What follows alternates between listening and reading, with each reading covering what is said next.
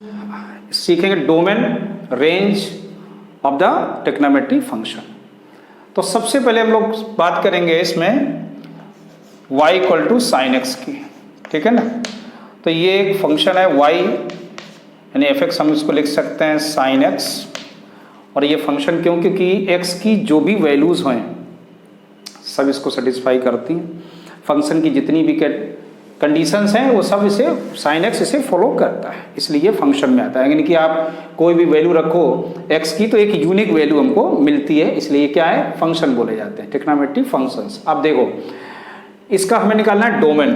तो किस वैल्यू के लिए, x की किस वैल्यू के लिए डिफाइंड है, तो जिसमें जो फंक्शन को डिफाइंड करे x की ऐसी वैल्यू, वो सभी क्या हो जाएंगे, उसके डोमेन हो जाएंगे। तो यहाँ पे सभी रियल वैल्यू जो भी होती हैं साइन की, वो उसे क्या करती हैं, डिफाइंड करती हैं। अच्छा, तो ये तो हो गई बात डोमेन ऑफ साइन एक्स। अब इसकी जो रेंज है वो क्या होगी, रेंज क्या होती है, इसके लिए हम लोग एक अपना मेन जो फिगर है उसको बना लेते हैं। मेन फिगर मालूम है ना, 1 यूनिट का एक सर्किल, ये है आपके एक्स एक्सिस, ये हो गई वाई डैश, ये हो गया ओरिजिन, समझ लेना। इसके कोऑर्डिनेट हो गए 1,0 और ये हो जाएगा 0,1 और ये -1,0 और यहाँ आ गया 0,-1 और P कोई पॉइंट है और ये एंगल हमने लिया x और P के कोऑर्डिनेट A, B। तो ये अपना पुराना फिगर है, ठीक है ना। इसके पहले भी हम लोग इसका यूज़ किए और इसके थ्रू हम लोग बता सकते हैं कि A किसको यहाँ रिप्रेजेंट करेगा, यानी x कोऑर्डिनेट किसको रिप्रेजेंट करता है, cos x को, और जो B कोऑर्डिनेट है वो रिप्रेजेंट करता है sin x को। ये ध्यान रखना है, ठीक। अब देखो सो साइन की जो वैल्यू है यहाँ पर क्या है 1, बात समझ, सॉरी, साइन की वैल्यू यहाँ पर क्या है 0, जो B को रिप्रेजेंट कर रहा है y कोऑर्डिनेट को। तो यहाँ पर ये 0 है और यहाँ पर देखो ये 1 है और यहाँ पर क्या है ये -1, यानी कि जो साइन है वो कहाँ -1 और 1 के बीच में रहती है, इसलिए इसकी जो रेंज है वो -1 और 1 है क्लोज इंटरवल में। अब देखो इसका ग्राफ कैसे हम लोग बनाएंगे। तो ग्राफ के लिए पहले आप कुछ वैल्यूज आप देख लीजिए। साइन 0 की वैल्यू क्या होती है, 0 होती है। साइन π/2 की वैल्यू क्या है, 1 है। और साइन पाई की वैल्यू फिर से 0 मिलती है। और साइन 3π/2 की वैल्यू है ना 3π/2, तो क्योंकि π/2 के इंटरवल में चलता है ना, पाई यहाँ तक है तो प्लस π/2 करोगे तो कितना आएगा 3π/2 और इसकी वैल्यू कितनी हो जाएगी, यहाँ पर 0 तो यहाँ पर क्या आएगा -1 और ऐसे ही साइन 2π फिर से मुझे क्या मिलता है 0 मिलता है। अब देखो ग्राफ बनाने में आसानी हो जाएगी। ये y एक्सिस और ये है x एक्सिस, ठीक है, समझना भाई।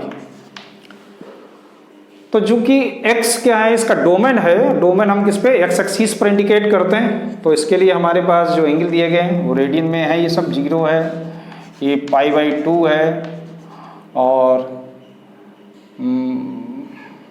पाई ले लेंगे, फिर क्या है 3π/2 है, फिर क्या है 2π है, ऐसे आगे बढ़ता चला जाएगा।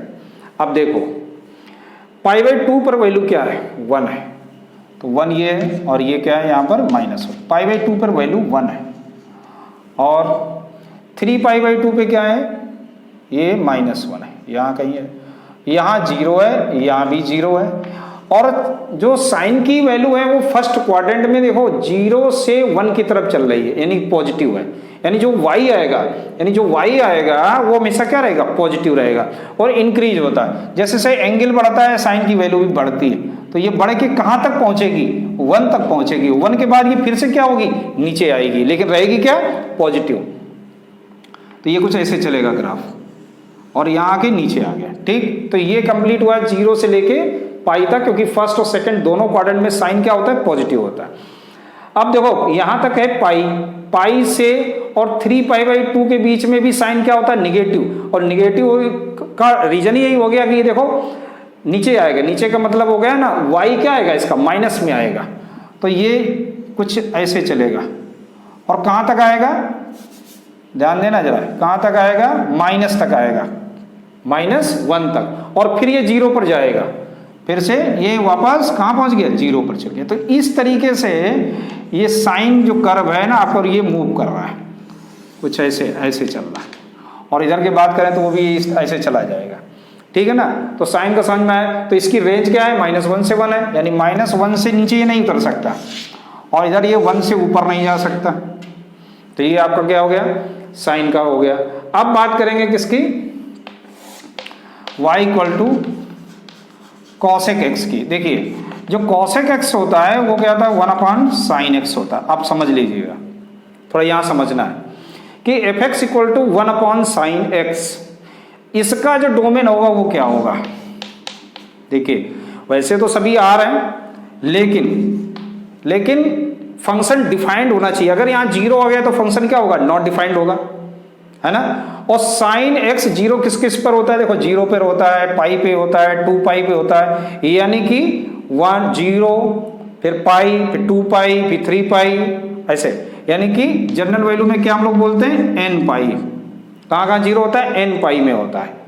n मल्टीपल्स आप किसके, पाई के, इंटीजर्स है, वेयर n क्या है, इंटीजर्स। तो r-n पाई पे, r-n pi that is the domain of cosec x, cosec x का ये डोमेन हो गया, क्योंकि n पाई हमने क्या कर दिया, माइनस का, जो भी वैल्यू होंगी वो माइनस हो जाएंगे, तो इस पर ये डिफाइंड हो जाएगा। अब इसका देखो रेंज क्या आएगा। अब इसके रेंज के लिए पहले हम ग्राफ बनाते हैं तो समझ में आएगा।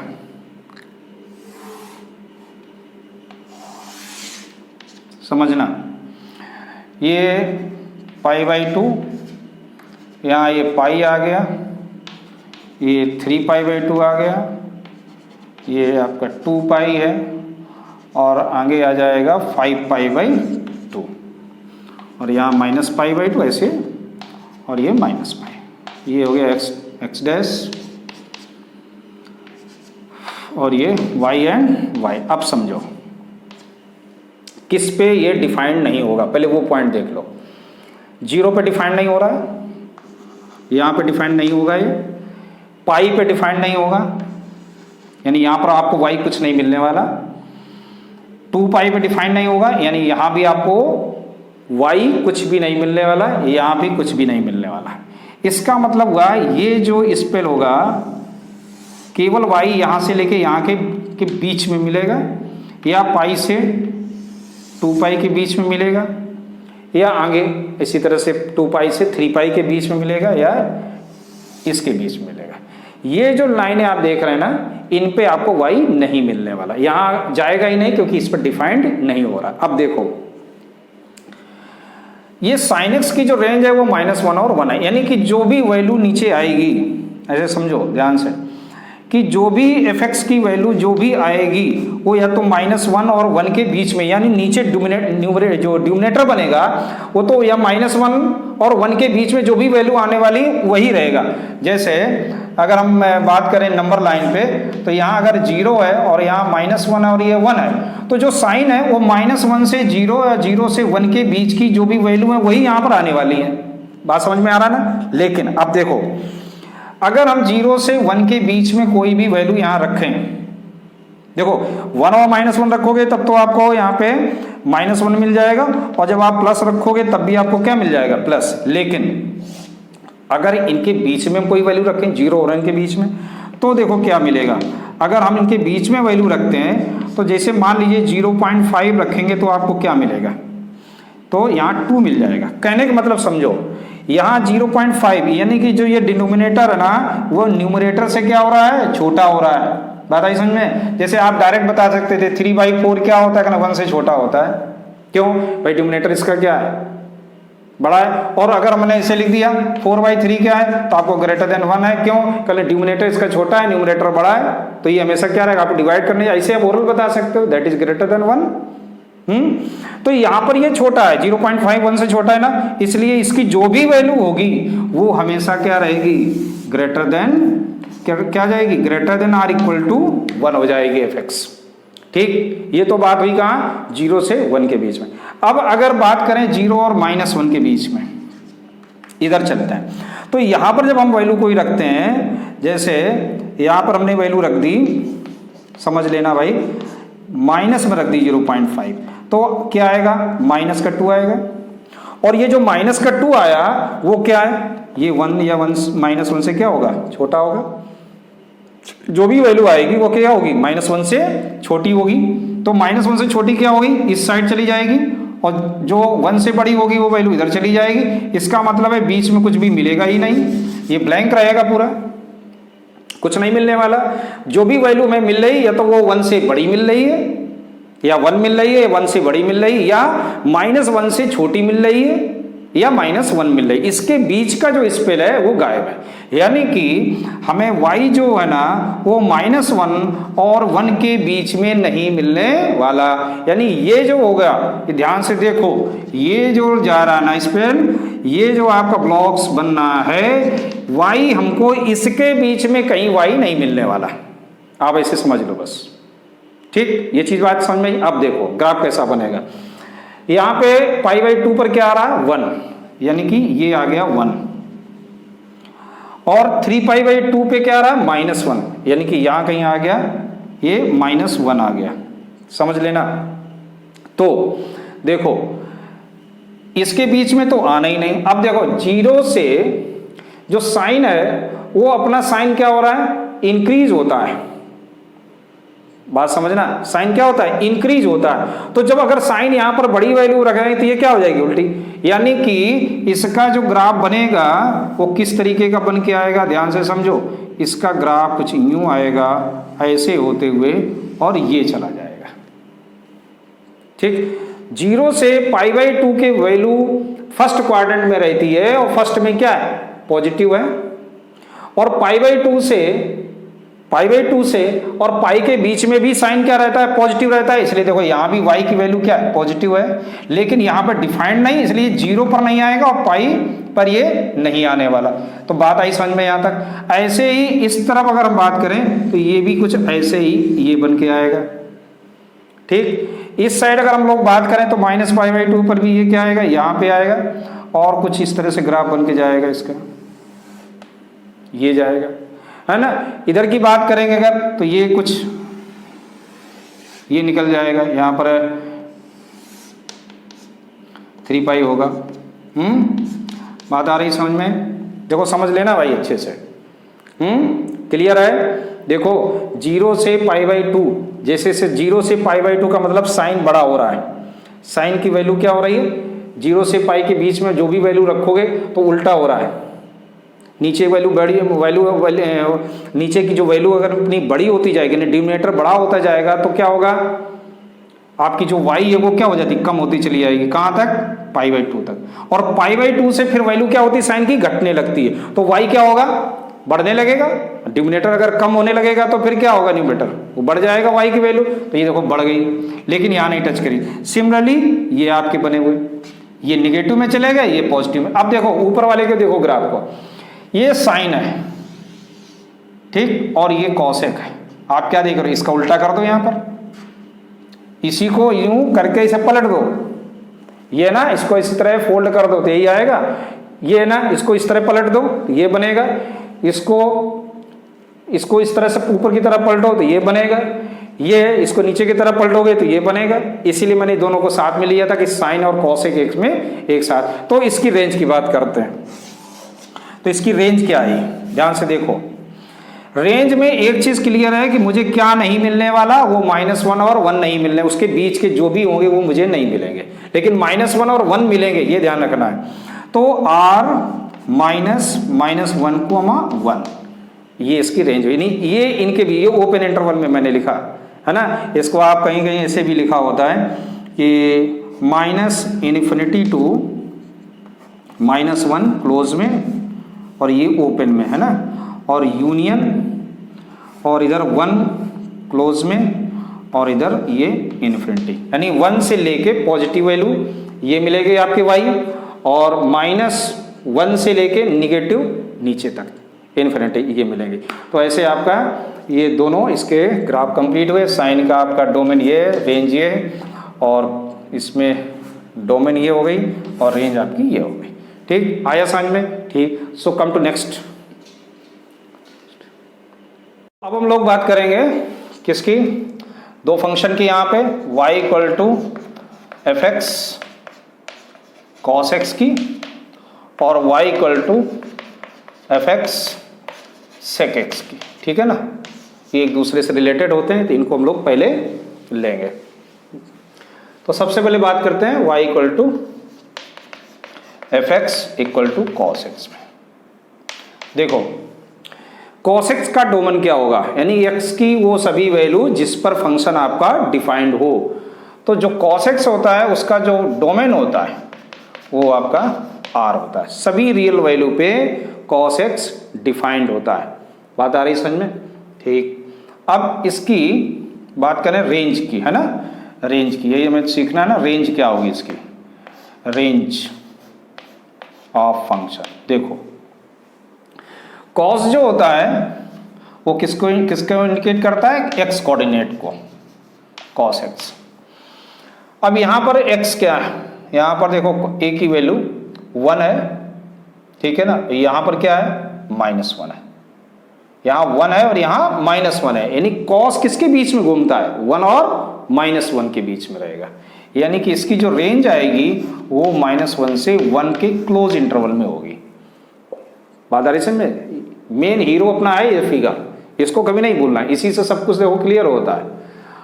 अच्छा, और दूसरा आपको याद रखना होगा इसमें कॉस में कि फर्स्ट क्वार्टर में पॉजिटिव है लेकिन सेकंड में ये नेगेटिव है और थर्ड में भी ये क्या है, नेगेटिव है। याद है ना, ये क्या होता है, ए एस टी सी, ये याद रखना है, ए एस टी सी 10th में ही मैंने बता दिया था, ए एस टी सी।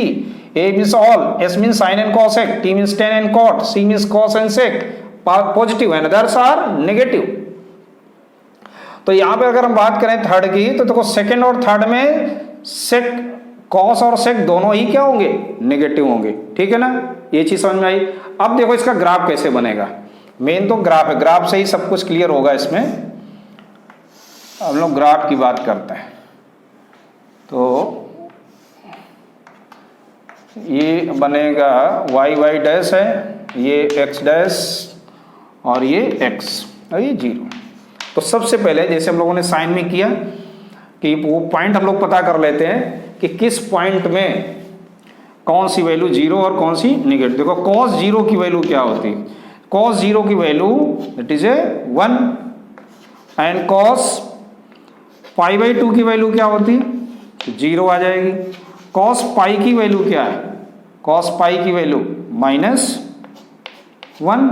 देखो भाई यहाँ cos 0 की वैल्यू क्या है, 1 है, cos π/2 की वैल्यू क्या है, 0 है, और cos π की वैल्यू -1 एंड cos 3π/2 की वैल्यू क्या है, 3π/2 की वैल्यू फिर से आपको 0 मिल जाएगी, है ना, और cos 2π की वैल्यू क्या है, once again you will get 1।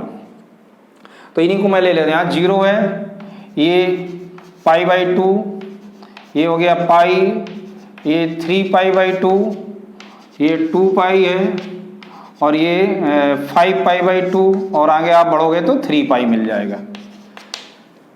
चलिए इसी में अपना काम बन जाएगा। अब देखो कैसे, सबसे पहले 0 की वैल्यू क्या होती है, 1, तो यहां से शुरू हो रहा 1 और ये हो गया -1। फर्स्ट क्वाड्रेंट में कॉस जो होता है वो 1 से लेके कहां तक जाता है, 0 तक जाता है। 0 कहां मिलेगा, π/2 पर मिलेगा, तो 1 से चलेगा और कहां आएगा, ये आया, ठीक। अब π/2 से और पाई तक आने के लिए कॉस कहां से जाएगा, देखो 0 से -1 पे जाएगा, यानी कि वैल्यू जो भी आएगी वो निगेटिव आएगी, यानी कि नीचे की तरफ चलेगा, है ना। और पाई पे क्या जाएगा, पाई पे वैल्यू क्या आएगी, -1, यानी कि पॉइंट कहां रहेगा, यहां कहीं आएगा इसका, है ना, -1 कहां आएगा, यहां पे आएगा। तो ये किस तरह ग्राफ चलेगा, 0 पे फिर आके यहां आना 0, तो ये ऐसे चलेगा कुछ ये, और ऐसे ही 2π पे आके फिर से ये 1 आ जाएगा, यानी कि फिर से ये घूमेगा इसे। तो इस तरीके से ये कॉस आपका चलेगा। इधर की बात करें, देखो इधर -π/2, अगर हम लोग रिवर्स चलें, अगर हम लोग इधर वापस चलें, यहां चलें तो ये माइनस का हो जाएगा x, और माइनस यानी कि यहाँ पे वैल्यू देखें तो कहाँ आएगी, रहेगा क्या, फोर्थ क्वाड्रेंट में क्या रहेगा, पॉजिटिव रहेगा, इसलिए ये आएगा तो नीचे लेकिन रहेगा क्या, प्लस में। तो इसका ग्राफ कुछ ऐसे बनता है, समझ लो अच्छे से, ये बनता है, ठीक है ना। अब देखो इसकी रेंज यही है ना, ये 1 तक ऊपर जाएगा और नीचे कहाँ तक जाएगा, इसकी सीमा क्या है नीचे तक आने की, -1 है। ठीक, इसलिए इसकी रेंज क्या होती है, -1, 1। तो ये तो बात हुई कॉस की। अब हम लोग बात करेंगे किसकी, y equal to fx equal to sec x की। अब देखो जो sec x होता है वो होता है 1/cos x। समझिए, इसका जो डोमेन होगा वो क्या होगा, तो वो सभी वैल्यू x की, वो सभी वैल्यू जिस पर ये फंक्शन डिफाइंड हो जाए क्या होना चाहिए, 0 नहीं होना चाहिए। 0 पर ये डिफाइंड नहीं होगा, यानी कि π/2 पे डिफाइंड नहीं होगा और 3π/2 पे डिफाइंड नहीं होगा। तो अभी हम लोगों ने सबसे पहले सीखा था कि cos 0 पर क्या होता है, इसका जनरल वैल्यू क्या होती है cos पे, तो r - 2n + 1 सभी ऑड मल्टीपल ऑफ π/2 पे cos 0 होता है। सभी ऑड मल्टीपल्स ऑफ π/2 पे cos 0 होता है। तो r माने जितनी भी रियल वैल्यू है उसमें वो वैल्यू नहीं ले सकते जिसमें cos 0 होता है। cos 0 कहाँ कहाँ हो रहा है, देखो ध्यान से, π/2 पे हो रहा है, 3π/2 पे हो रहा है और 5π/2 पे होगा, आगे ऐसे और बढ़ेंगे, है ना। तो यहाँ पे ये चीज बात आ रही समझ में। ठीक, अब देखो, अब इसका ग्राफ कैसे बनाएंगे हम लोग। तो ग्राफ के लिए फिर से वही जैसे हम लोगों ने कोसेक में किया था,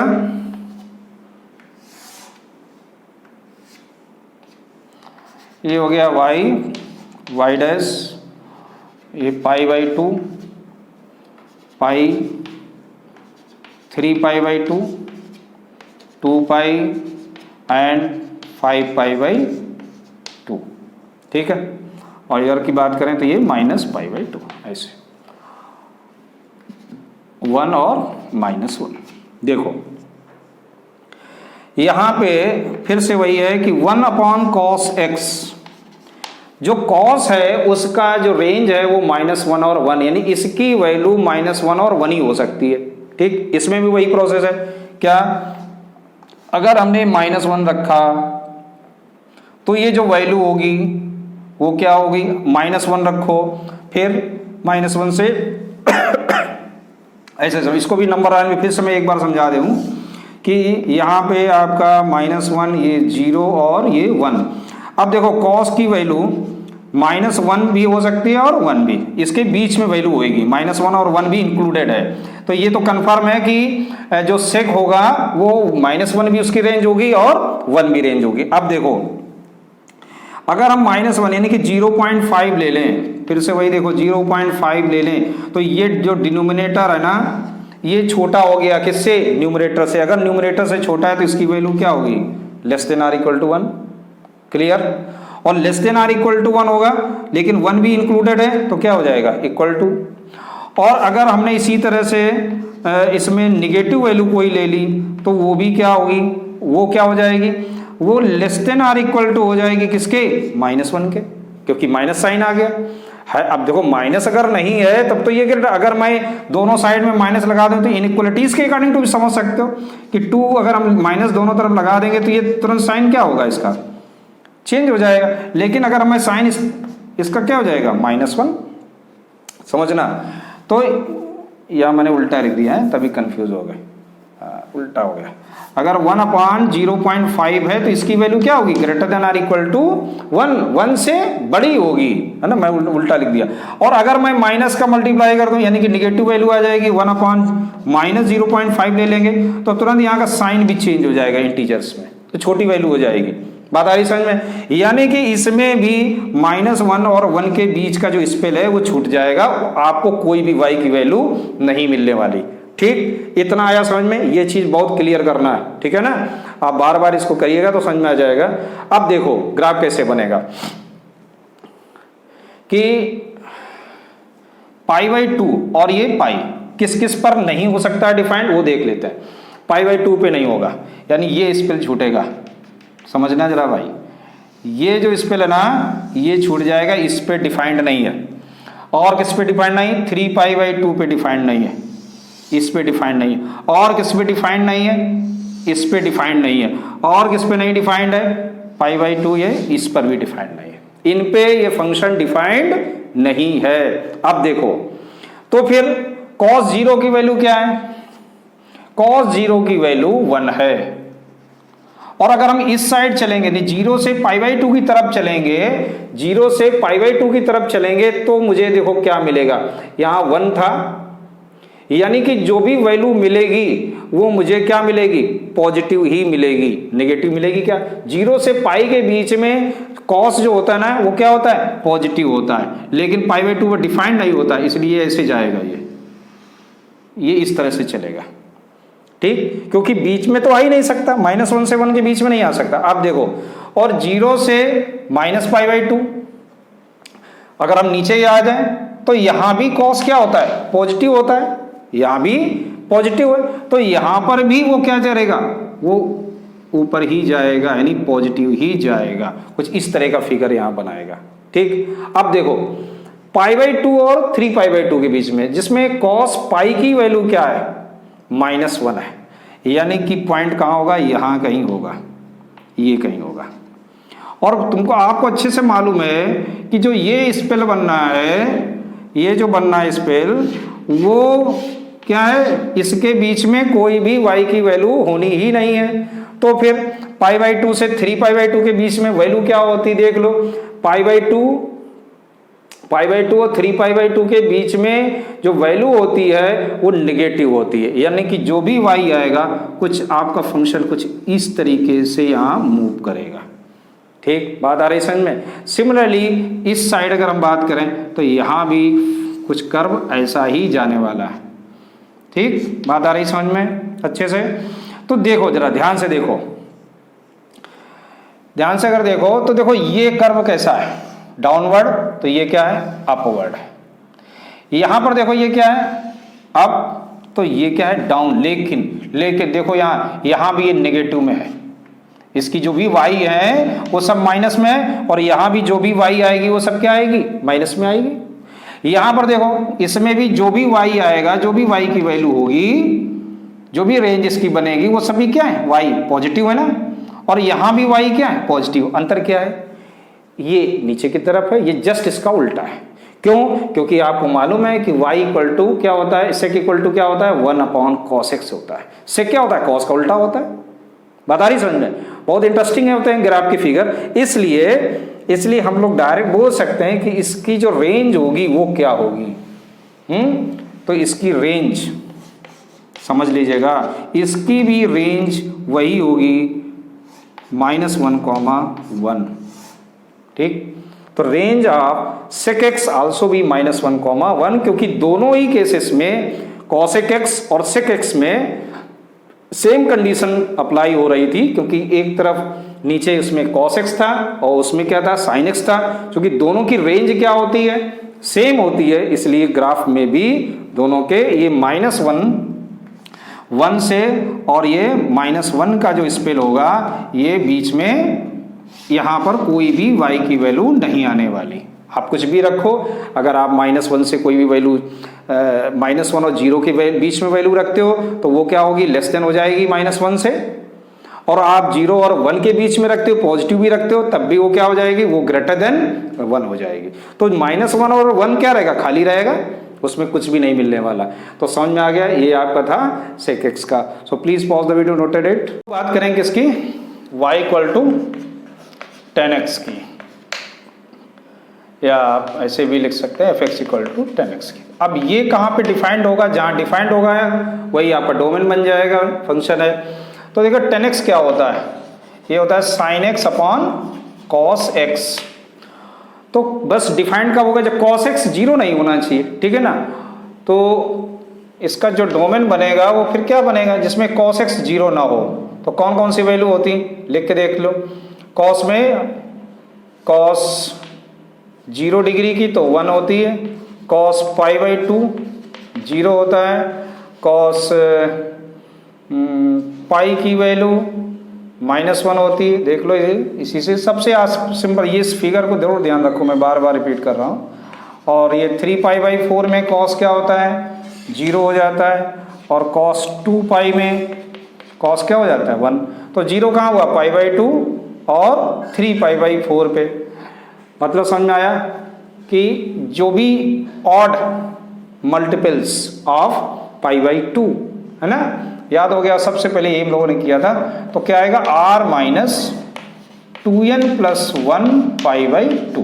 तो ये हो गया इसका डोमेन, यानी इस ये 2n प्लस 1 पाई बाई 2 छोड़कर यानी cos x 0 नहीं होना चाहिए, सब पर क्या हो जाएगा, डिफाइंड हो जाएगा। अब देखो इसका ग्राफ क्या होएगा, ये ग्राफ बनाएंगे, इसके बाद हम लोग रेंज की बात करेंगे। तो सबसे पहले ग्राफ देखो क्या बनेगा इसका।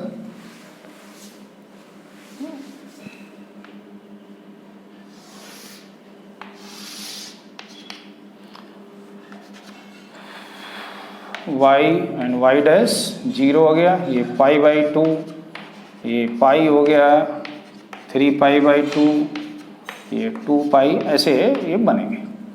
और इधर की बात करें तो ये माइनस पाई बाई 2 और ये माइनस पाई, ये x डैश और ये x, ये ओरिजिन। अब देखो कहाँ डिफाइंड नहीं होगा, 0 पे डिफाइंड नहीं होगा, किसमें, जब कॉस में, यानी कि पाई बाई 2 पे डिफाइंड नहीं होगा। यहाँ डिफाइंड नहीं होने वाला, 3 पाई बाई 4 यहाँ डिफाइंड नहीं होगा, 3 पाई बाई 2 है, 4 नहीं, 3 pi by 2, pi plus pi by 2, 3 pi by 2।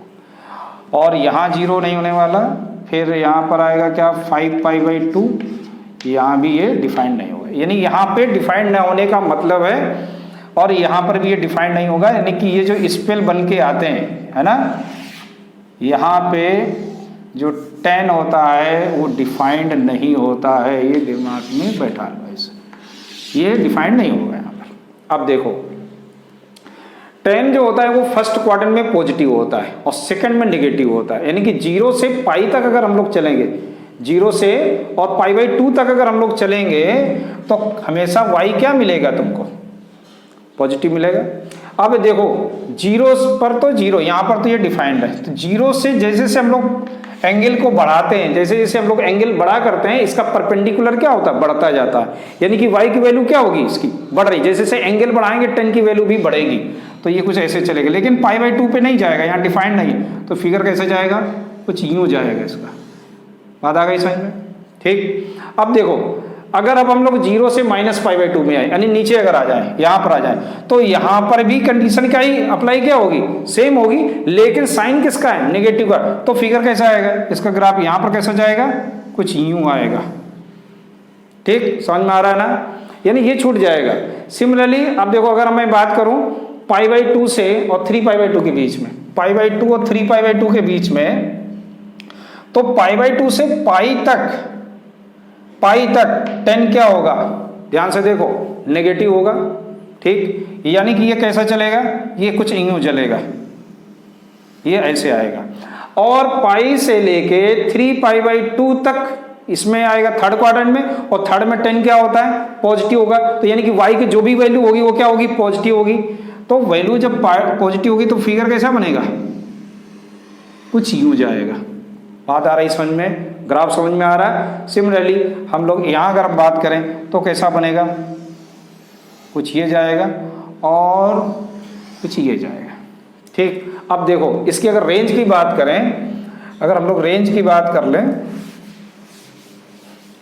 तो रेंज ऑफ 10x क्या आएगा, यहाँ पे देखो ये कहाँ तक चला जा रहा है, माइनस, नीचे सभी देखो माइनस इन्फिनिटी तक, ये y है ना, तो ये y के साथ साथ जा रहा है, माइनस इन्फिनिटी तक जा रहा है, यहाँ कहाँ जा रहा है, पॉजिटिव इन्फिनिटी तक जा रहा है। इसका मतलब हम लोग कह सकते हैं रेंज क्या है इसका, r है, सभी रियल वैल्यूज, सभी रियल वैल्यूज जो भी होंगी वो इसको इंडिकेट करेंगे। तो ये तो बात हो गई किसकी, 10x की। इसका डोमेन क्या हो गया, r minus this 2n plus 1 into pi by 2, और इसका जो रेंज होगी वो सभी रियल वैल्यू होगी। अब देखो y equal to cot x की बात करते हैं, यानी कि इसमें भी वही कंडीशन अप्लाई, इसमें क्या हो जाएगा, cos x अपन क्या हो जाएगा, sin x हो जाएगा। और इसमें अब तो इतना आप लिख सकते हो डायरेक्ट कि इसका जो डोमेन बनेगा वो sin x 0 किस में नहीं होता है, n पाई में नहीं होता है, n पाई पे sin x 0 होता है ना, तो cot जो होगा डिफाइंड वो r माइनस n पाई पे होगा, ठीक। अब देखिए इसका ग्राफ कैसा बनेगा, इसके ग्राफ को देख लो यहीं पर। इसके ग्राफ के लिए भी हमको सिमिलर ही फिगर बनाने की जरूरत पड़ेगी, ठीक है ना। ये हो गया x dash x that is y and y dash, ये हो गया ओरिजिन, ये हो गया pi by 2 pi 3 pi by 2 2 pi 5 pi by 2 ऐसे आएगा। और इधर की बात करें तो ये माइनस पाई बाई 2। देखो कॉट की अगर हम लोग बात करें तो कॉट किस पे डिफाइंड नहीं होगा, जहां पे साइन 0 होगा। और साइन 0 किस में होता है, 0 डिग्री पर 0, साइन पाई बाई 2 पर ये 1 होता है, और साइन पाई पर क्या होता है, साइन पाई पे ये फिर से 0 हो जाता है ना भाई। ये 0 हुआ और इस पे ये 1 हो गया, फिर यहाँ 0 हो गया, फिर साइन 3 पाई बाई 2 पर क्या हो जाता है, -1 हो जाता है। तो हमें -1 से नहीं, मेन तो अपना ये 0 है, और फिर से साइन 2 पाई पर अगर हम लोग आएंगे तो यहाँ फिर से मुझे साइन 0 मिल जाएगा। ठीक, अब देखो यहाँ पे 0 है, यानी यहाँ डिफाइंड नहीं होगा कॉट, फिर पाई पर 0 है, यहाँ पर ये डिफाइंड नहीं होगा, समझना जरा, और 2 पाई यहाँ पर भी ये डिफाइंड नहीं होगा। यानी जो स्पेल बन के आएंगे वो कैसे आएंगे, देखो ये बन के आएंगे। सबसे आसान फिगर बनाना होता है इसका, है ना। फिगर सभी आसान है, कोई दिक्कत नहीं, थोड़ा सा दिमाग लगाओगे तो समझ में आ जाएगा। तो यहाँ पर ये हो गया 0, और यहाँ पर अगर हम आएंगे माइनस पाई पे तो यहाँ भी इसका डिफाइंड नहीं होगा। अब देखो यहाँ पे डिफाइंड नहीं हो रहा है ना, यहाँ पे डिफाइंड ये नहीं हो रहा है, और यहाँ पे डिफाइंड नहीं हो रहा। और पाई बाई 2 पर क्या है, 1 है, पाई बाई 2 पे ये डिफाइंड हो। अब देखिए कॉट में क्या होगा, कॉस अपॉन साइन। कॉट क्या होता है, जैसे से बढ़ता है, जैसे से कॉट की वैल्यू क्या होगी, कॉट में जैसे से एंगल बढ़ेगा वैल्यू क्या हो जाएगी, कम होती चली जाएगी। बात आ रही समझ में। तो क्या आएगा, देखो ध्यान से, 0 से पाई के बीच में, अब यहां से ये ऐसे चलेगा, ये आया, देख लो ध्यान से। क्यों, जैसे जैसे एंगल बढ़ेगा वैल्यू कम होने लगी। अभी यहां पर एंगल इतना है, थोड़ा सा बढ़ेंगे तो और नीचे आएगा, फिर बढ़ेंगे और नीचे आएगा, और बढ़ेंगे और नीचे आएगा, फिर और बढ़ेंगे तो ये निगेटिव में चला जाएगा। क्यों, फर्स्ट क्वाड्रेंट में तो पॉजिटिव रहेगा, सेकंड क्वाड्रेंट में क्या हो जाएगा भाई, नेगेटिव हो जाएगा। सिमिलरली हम पाई और 2 पाई के बीच की बात कर लें। चलिए, तो पाई से 3 पाई अगर हम बात करें, पाई से लेके और 3 पाई के बीच में क्या होगा, ये पॉजिटिव होगा। तो देखो पॉजिटिव है ना, ये कुछ ये से बन के ये ग्राफ कुछ ऐसे ग्राफ है ना, ये ग्राफ बनेगा कुछ ऐसे आ जाएगा। बात आ रही समझ में, हाँ। क्यों, अब देखो ये 3 पाई से 2 पाई के अगर बीच की बात कर लें, 3 पाई से और 2 पाई के बीच की, तो यहां पर भी क्या होगा कॉस, यहां पर भी कॉट क्या होता है, निगेटिव होता है। तो देखो 3 पाई से 2 पाई के बीच में वाई क्या है, निगेटिव है ना। ऐसे ही अगर हम इस साइड की बात करें कॉस में, तो कॉस में भी वही कि माइनस पाई बाई 2 आ गया, तो इसमें क्या होगी वैल्यू, इसमें भी यही कंडीशन, कुछ इसे फिगर बनेगा। तो बात आ रही समझ में। अब देखो इसका जो अगर रेंज की बात करें, इसके रेंज की बात करें तो क्या आएगा, इसकी भी रेंज क्या होगी, आर होगी। क्यों, क्योंकि देखो ये वाई का पॉजिटिव डायरेक्शन इन्फिनिटी, और नीचे क्या है माइनस इन्फिनिटी, यानी माइनस इन्फिनिटी से पॉजिटिव इन्फिनिटी तक, it means that range is A R real number. बात आई समझ में, ठीक। तो ऐसे अपने सभी ग्राफ हो गए, ठीक है, समझ में आया। अब हम लोग डिस्कस करेंगे कुछ क्वेश्चंस की, exercise 3.2। So come to question exercise 3.2।